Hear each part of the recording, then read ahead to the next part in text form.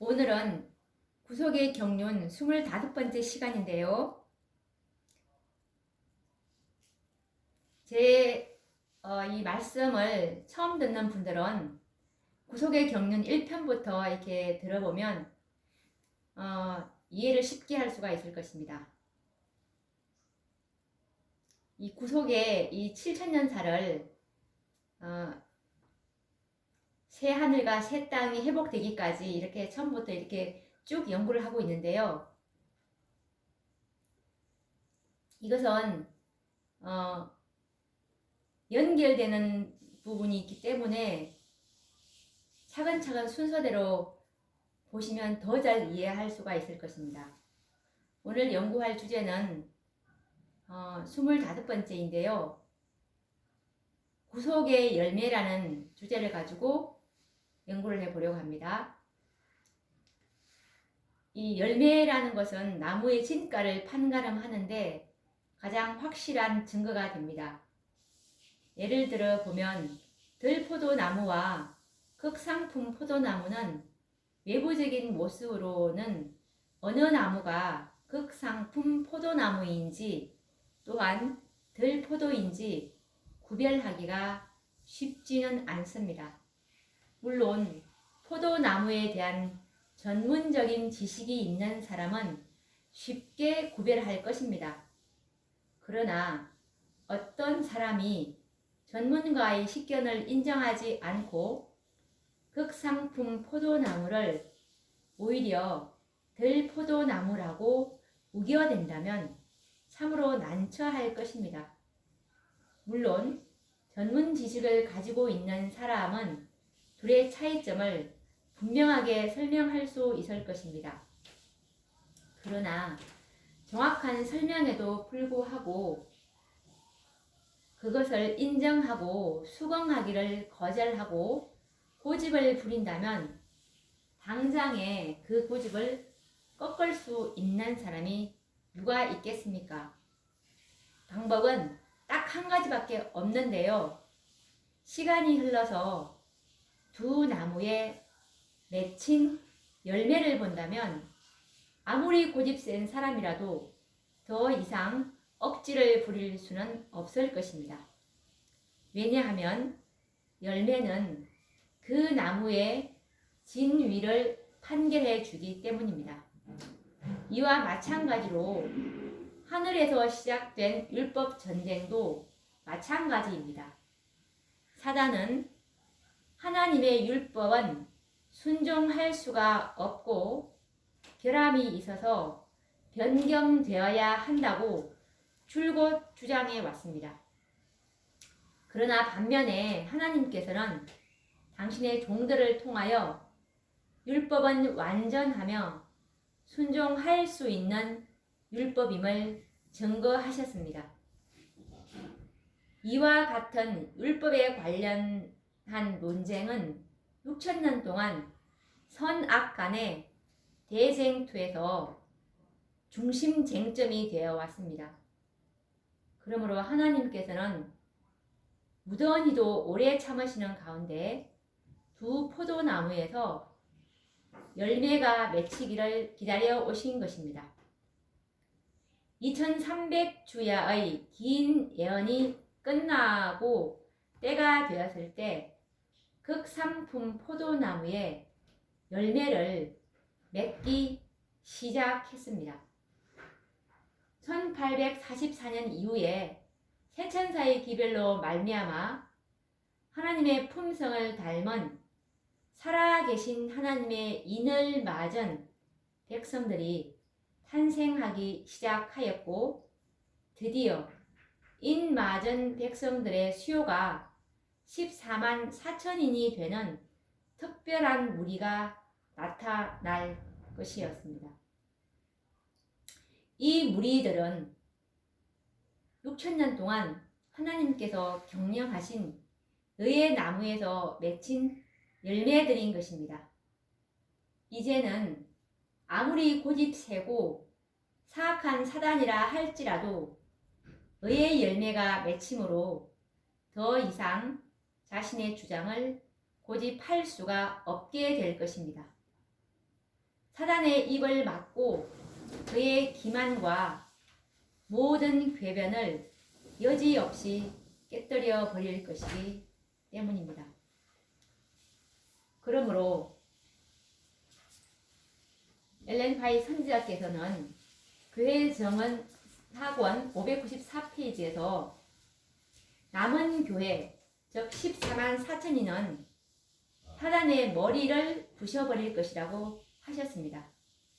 참으로 14만 4천인이 되는 이 구속의 열매들로 말미암아 사단의 머리는 부서질 것입니다.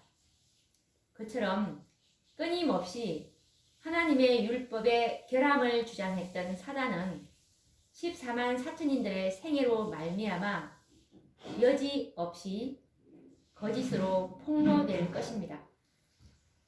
그리스도의 중보와 성령의 도움이 없이 이들은 하나님의 율법을 온전히 순종할 수 있기 때문입니다. 그러므로 이들은 하나님께 속한 자들이요 구속의 열매들인 것입니다. 계시록 14장 4절에 보시면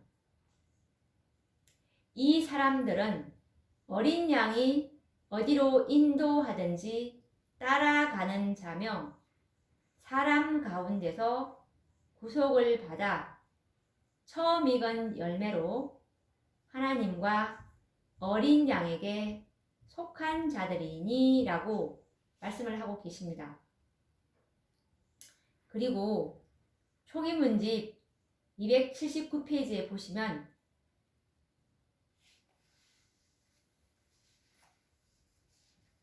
한 천사가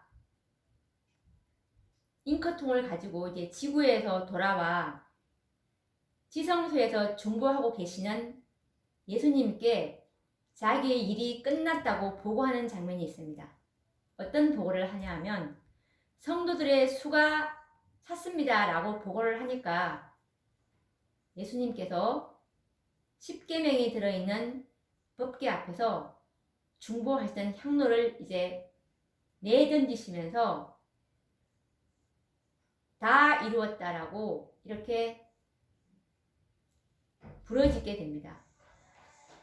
이 말씀은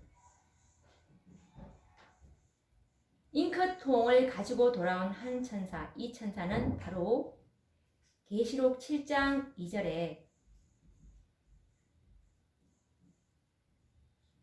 해돋는 곳으로부터 살아계신 하나님의 인을 가지고 올라오는 그 천사를 말하는데요. 그 천사는 바로 예수님께서 초기 문지 254페이지에 보시면 지성소에서 이 땅으로 내려보낸 힘센 천사라고 나와 있습니다.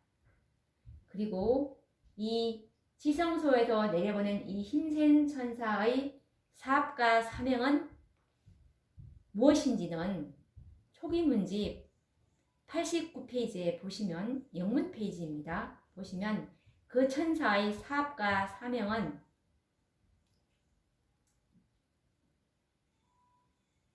곡식을 가라지에서 분리해서 인을 쳐서 창고에 들이는 일이 바로 이 셋째 천사의 하는 일입니다.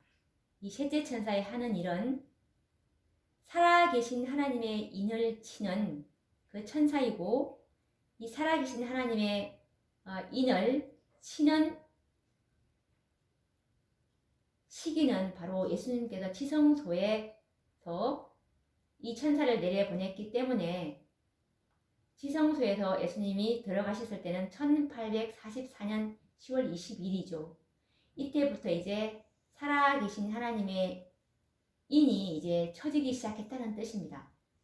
그래서 이 초기 문집 279페이지에 있는 이 잉크통을 가진 이 한 천사는 바로 셋째 천사를 가리키는 것입니다. 셋째 천사의 사업과 사명은 바로 살아계신 하나님의 인이었는데, 인을 치는 일이었는데, 그 인은 바로 계시록 7장 4절에 인맞은 자의 수를 들으니, 예수님께서 이 셋째 천사의 사업은 범위가 정해져 있다는 것을 우리가 알 수가 있는데요. 셋째 천사는 인맞은 자를 14만 4천까지 이제 계수하는 일이 자기의 일이었습니다.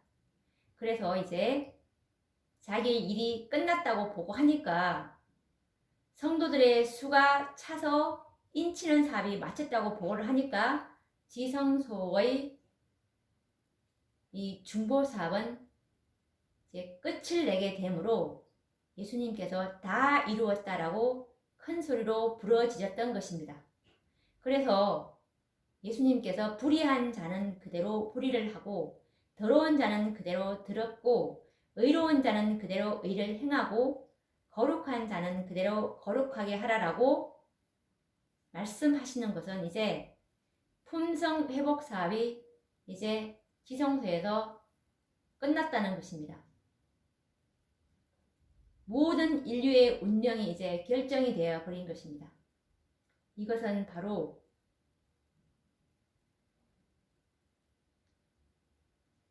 지성소의 사업인 셋째 천사의 사업과 예수님의 지성소의 사업은 직접적인 연관이 있다는 것을 우리가 알 수가 있습니다. 구속의 열매 14만 4천에 인을 치는 것이 그분의 지성소 사업이고 셋째 천사의 사업이었던 것입니다. 우리가 이것을 초기문집 279페이지를 이제 한번 제가 말씀을 읽어 드릴 텐데요. 집중해서 들어보시기 바랍니다. 나는 천사들이 하늘에서 왔다 갔다 하는 것을 보았다. 한 천사가 잉크통, 뿔로 만든 것을 가지고 지구에서 돌아와 예수님께 자기의 일이 끝났음을 보고하고 성도들의 수가 차서 인치는 사업이 마쳤음을 보고했다. 그러자 나는 10계명이 들어있는 법궤 앞에서 봉사하시던 예수께서 향로를 내던지시는 것을 보았다. 그는 그의 손을 치켜 들고 다 이루었다 하고 큰 소리로 부르짖었다.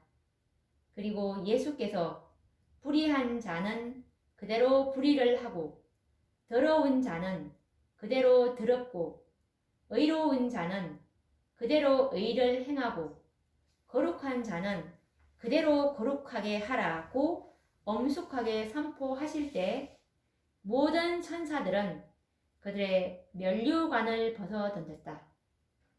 예수님의 중보 사업이 끝난 후 그 두려운 시간에 성도들은 중보자 없이 하나님 앞에서 살고 있었다. 모든 상황은 결정되었고 모든 보석은 헤아려졌다.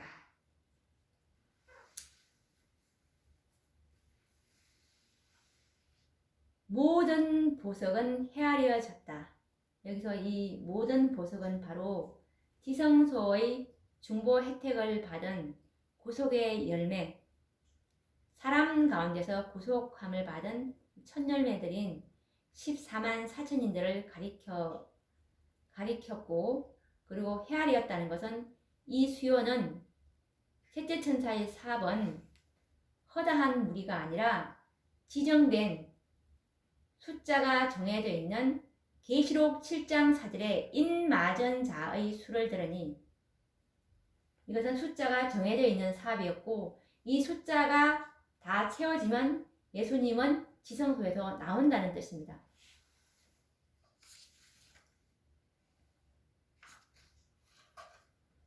그리고 이들의 경험은 계시록 7장 14절에서 16절에 있는데요. 이는 큰 환난에서 나온 자들인데 어린 양의 피에 그 옷을 씻어 희게 하였느니라. 저희가 다시 줄이지도 아니하며 목마르지도 아니하고 해나 아무 뜨거운 기운에 상하지 아니할지니 라고 말씀하십니다. 이 14만 4천인들의 승리는 그리스도의 이름을 믿고 죽은 모든 영혼들의 구원을 보장하는 증명이 될 것입니다. 예수님께서 십자가에 달리셨을 때 우편 강도는 그리스도를 시인하였습니다. 그는 살아생전에 선을 행한 적이 없었고 그리스도의 이름으로 하나님께 영광을 돌린 적도 없었습니다. 그러나 그는 재림의 아침에 승리한 무리들 속에 함께 있게 될 것을 우리는 알고 있습니다. 허다한 무리에 예수님의 재림하실 때 첫째 의인의 부활에 속하게 되겠죠. 이 우편 강도는 오직 그리스도를 개인의 구주로 받아들이는 단순한 믿음으로 구원을 받은 것입니다. 우편 강도가 그처럼 단순하게 믿음으로 구원받을 수 있는 것은 그리스도께서 죽으심으로 그의 모든 죄를 담당하셨기 때문인데요. 그러나 사단이 그와 같은 죄 많은 강도가 구원받는 사실을 참소하거나 항의할 수는 없습니다. 왜냐하면 그 이유가 바로 14만 4천인들의 승리 때문인 것입니다. 만약에 이 14만 4천인들의 승리가 없었다면 우편 강도와 같은 영혼들은 사단으로부터 비난과 참소를 면할 수가 없을 것입니다. 사단은 아마도 이렇게 말할 것입니다. 그들의 생명이 이 연장되었다면 우편 강도와 같은 영혼들이죠. 이 영혼들의 생명이 연장되었다면 나는 그들을 다시 유혹할 수 있었다라고 분명히 주장할 것입니다. 그래서 그에게 이 구원을 베푸시는 것은 공의롭지 못하다고 하나님께 분명히 반박을 할 것입니다. 그러나 14만 4천인들의 승리는 곧 그리스도를 믿는 모든 자들의 승리가 되는 것입니다. 우편 강도나 또는 먼저 이 세상을 떠난 영혼들도 그리스도의 재림의 날까지 생존해 있었다면 이들 역시 죄를 이기고 승리할 수 있었다는 증명이 됩니다. 14만 4천인의 승리는 곧 그들의 승리와 보정이 될 것이기 때문입니다.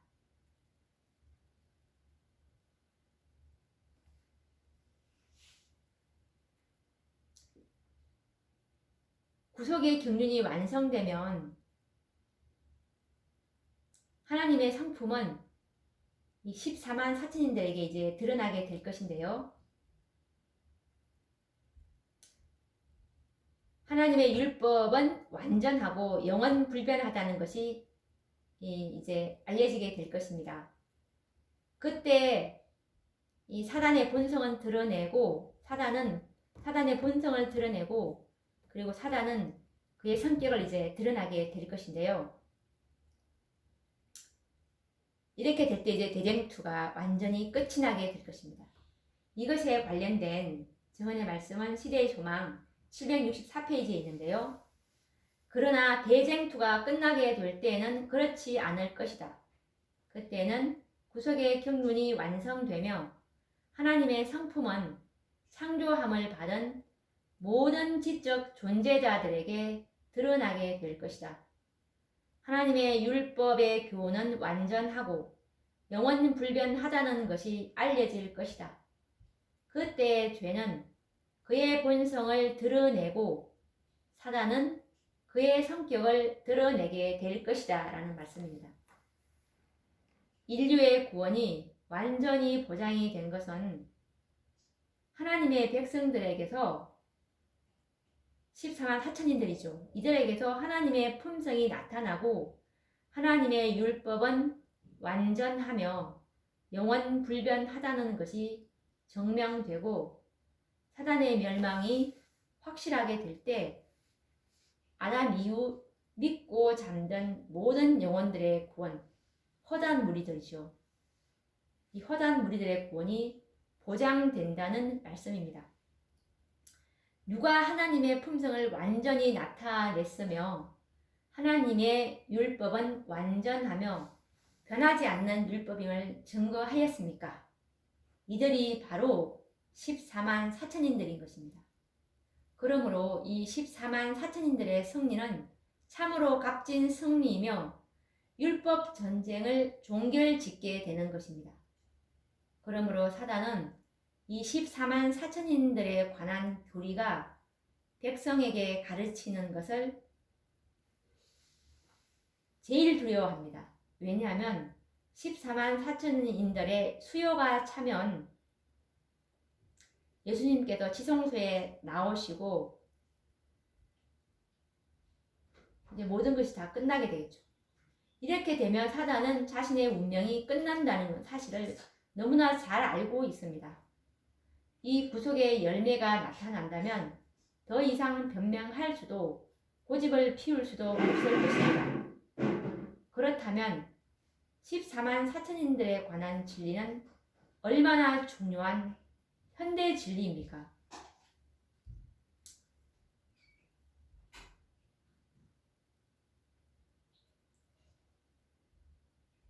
현대 진리는 인치는 진리입니다. 현대 진리는 14만 4천의 인치는 진리라는 의미인데요. 베드로 후서 1장 12절 말씀에도 현대 진리는 세천사의 기별이라고 나와 있고 세천사의 기별은 14만 4천인을 인을 치는 정결케 되는 기별이고 죄를 도말받을 수 있는 그런 완전한 기별입니다. 그러면 이 현대의 진리가 이 세천사의 기별이 14만 4천을 인치는 진리라는 것을 우리가 말씀을 통해서 확정을 해보도록 하겠습니다. 이것은 현대의 진리 1849년 9월 1일자 말씀인데요. 주님께서는 나에게 귀중한 영혼들이 현대의 진리, 곧 인치는 진리와 내 적당한 식물의 부족으로 굶어 죽어가고 있음과 또한 신속한 사자들이 저들의 길을 달려가서 현대의 진리로 양떼를 먹일 것이라는 사실을 보여주셨다. 나는 한 천사가 빠른 사자들아 급히 가라, 빠른 사자들아 급히 가라 라고 말하는 것과 모든 영혼의 운명은 생사간에 각각 신속히 결정될 것이라는 말을 들었다 라는 말씀입니다. 이 현대의 진리라는 것은 재림교회가 이제 설립되고 나서 조직되고 나서 이제 초기에 이제 간행된 간행지인데요. 이 현대의 진리라는 이 예언의 신에 이 현대의 진리는 인치는 진리라고 분명히 말씀하고 계시고 이 인치는 진리인 14만 4천의 진리의 말씀처럼 14만 4천의 이 수요가 다 차면은 모든 영혼의 운명은 생사간에 각각 신속히 결정될 것이기 때문에 바로 이 현대의 진리를 가지고 있는 사자들에게 빨리 가라고, 빠른 사자들아 급히 가라, 빠른 사자들아 급히 가라라고 말씀하시는 것입니다. 그런데 슬프게도 오늘날 교회에서 이처럼 중요한 교리가 지금 이 마지막 시대를 살고 있는 모든 사람들의 운명은 바로 이 14만 4천의 진리를 들어야 하는데, 왜냐하면 이 진리는 수요가 정해져 있고 수요가 차면은 예수님의 지정부 사업은 끝나는 것이기 때문에 이 시대를 살아가고 있는 사람들은 반드시 들어야 될 기별입니다. 그런데 이처럼 중요한 교리가 등한시 되어 가고 있고 이 이유는 바로 인간들의 유전과 오류들에 의해서 가려져 있다는 것입니다. 구약시대에서도 고대 이스라엘에서도 초림의 예수님을 메시아를 알아볼 수 없었던 이유도 바로 종교적 지도자들이 그 당시의 그 유대인들에게 잘못된 예언과 그리고 잘못된 그 복음을 가르침으로 인해서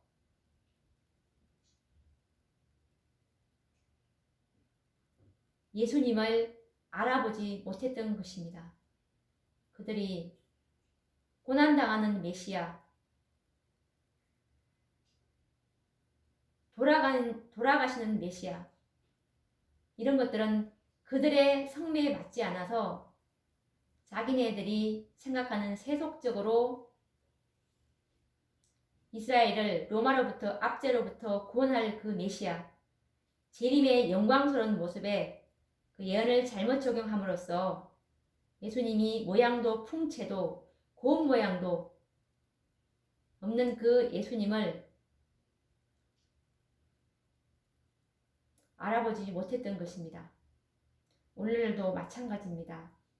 오늘날도 이 목사님들의 이 잘못된 가르침으로 인해서 잘못된 예언과 잘못된 복음으로 인해서 이 세상은 참 진리를 알아보지 못하고 있다는 이 사실이 너무나 가슴 아프고 안타까움은 이루 말할 수가 없는데요. 참으로 우리는 유전과 인간들의 가르침이 아닌 예수 안에 있는 그대로의 진리를 보시는 저와 여러분이 되기를 바라며 오늘도 말씀을 여기서 마치고 다음 시간에 뵙도록 하겠습니다. 감사합니다.